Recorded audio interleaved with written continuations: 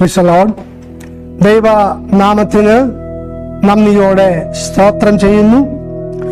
ഈ ഡിസംബർ മാസം 20-ാം തീയതിയിൽ വീണ്ടും നമുക്കൊരുമിച്ച് പ്രഭാതത്തിൽ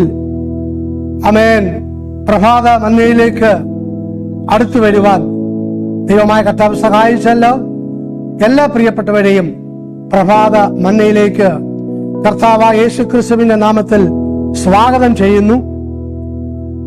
ഇന്നത്തെ ചിന്തയ്ക്ക് വേണ്ടി വായിക്കുവാൻ ആഗ്രഹിക്കുന്ന വേദവാക്യം അപ്പോസ്തല പ്രവൃത്തി 20-ാം അധ്യായം അതിന്റെ 8-9 വാക്യങ്ങളാണ്. അത് ഇപ്രകാരം വായിക്കുന്നു.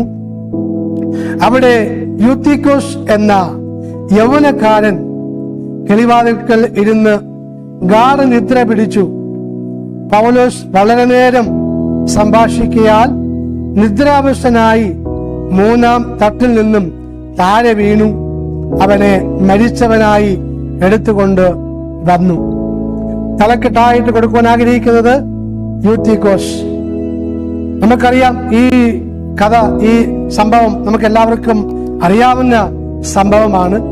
അതായത് ആഴ്ചവട്ടത്തിന്റെ 1-ാം ദിവസത്തിൽ ദൈവമക്കളെല്ലാവരും കൂടി, അപ്പോസ്തലന്മാരെല്ലാം കൂടി അപ്പം നുറുക്കുവാനായിട്ട് കൂടി വന്നപ്പോൾ പൗലോസ് പിറ്റേന്നാൾ പുറപ്പെടുവാൻ ഭാവിച്ചത് കൊണ്ട് അവരോട് സംഭാഷിച്ചു പാതിരാവരെയും പ്രസംഗം നീട്ടുവാൻ ഇടയായിത്തീർന്നു. ഇവിടെ ഈ അപ്പം നുറുക്കുക എന്ന് പറഞ്ഞത് തിരുവത്താഴത്തെ കുറിച്ചല്ല ഇവിടെ പറയുന്നത്. അവിടെ ഭക്ഷണത്തെ കുറിച്ചാണ് അവിടെ പറയുന്നത്. സ്തോത്രം. അപ്പോൾ അന്ന് പിറ്റേന്ന് എന്ത് ചെയ്യണം? പൗലോസിന് വെളുപ്പിന് പുറപ്പെടണം. അതിനു മുമ്പായിട്ട് ആഴ്ചവട്ടത്തിന് 1-ാം ദിവസത്തില് അവൻ എന്ത് ചെയ്തു? അവർ കൂടി വന്നപ്പോൾ അന്ന് രാത്രി മുഴുവനും പാതിരാവരെയും ദൈവത്തിന്റെ വചനം പൗലോസ്ലീഹ പ്രസംഗിക്കുവാൻ ഇടയായി തീർന്നു. എന്നാൽ ആ 3-ാം നിലയിൽ വചനം കേട്ടുകൊണ്ടിരുന്ന യൂത്തിക്കോസ് ആ വചനം കേട്ട മാത്രമേ തന്നെ കേട്ടോണ്ടിരിക്കുമ്പോൾ തന്നെ താന് നിദ്ര പിടിച്ച് 3-ാം തട്ടിൽ നിന്നും താഴെ വീഴുവാൻ ഇടയായി തീർന്നു. അങ്ങനെ അവൻ മരിച്ചവനായി അവനെ എടുത്തുകൊണ്ട് വരുവാൻ ഇടയായി തീർന്നു. അതിന്റെ 9-ാം വാക്യത്തിൽ വായിക്കുന്നു. പൗലോസ് വളരെ നേരം സംഭാഷിക്കയാൽ നിദ്രാവസ്ഥനായി 3-ാം തട്ടിൽ നിന്ന് താഴെ വീണു. അവനെ മരിച്ചവനായി എടുത്തുകൊണ്ടുവന്നു.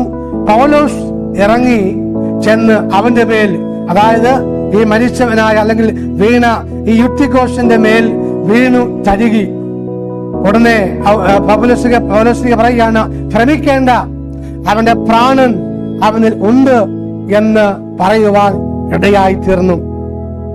പിന്നെ അവൻ പൗലോസ് കയറി ചെന്ന് അപ്പം നുറുക്കി തിന്ന് പുലരുവോളം സംഭാഷിക്കുവാനും ഇടയായി തീർന്നു.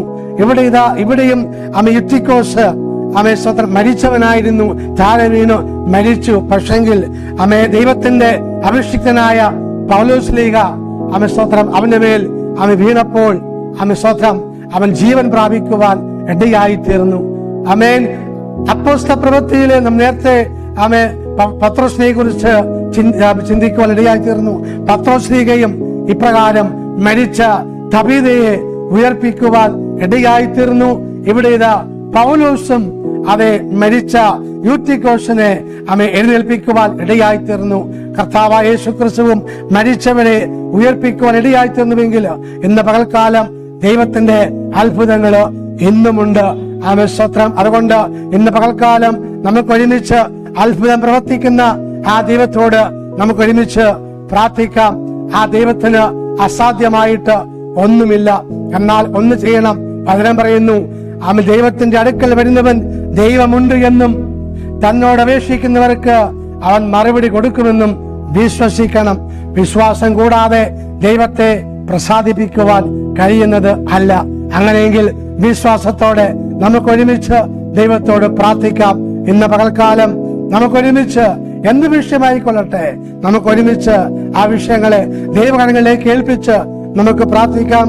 ആമേൻ. ഇന്ന് പകൽക്കാലം ജന്മനാൾ ഓർക്കുന്ന പ്രിയ ഹെലൻ കെ ജോർജ് ഇരുവിപെരൂർ, അതുപോലെ സുനിൽ ടി ജോൺസ് കുട്ടപ്പുഴ, എവിടെയും ദൈവകരങ്ങളിലേക്ക് ഏൽപ്പിച്ച് നമുക്ക് ഒരുമിച്ച് പ്രാർത്ഥിക്കാം.